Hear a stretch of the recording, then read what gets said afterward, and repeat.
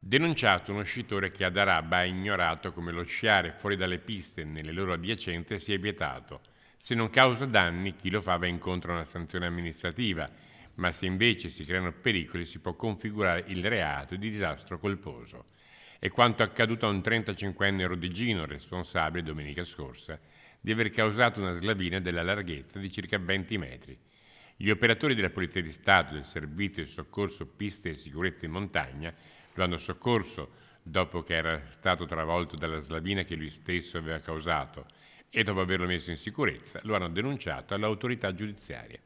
La regola che forse allo stato attuale è più trasgredita dagli sciatori è quella del fuoripista, perché purtroppo abbiamo constatato che in molti si avventurano nei fuoripista e poi nei fuoripista finiscono per essere sommersi dalla neve e fortunatamente ad oggi sono stati tratti tutti in salvo dagli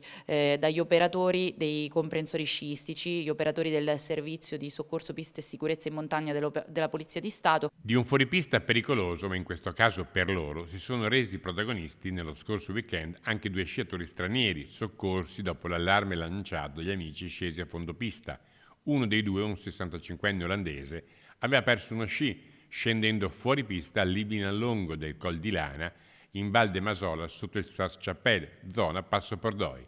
L'uomo aveva un inizio di ipotermia e l'elicottero del SUEM di Pieve di Cadore ha effettuato il recupero a circa 2200 metri di quota, trasportando lo sciatore all'ospedale di Agordo per gli accertamenti del caso.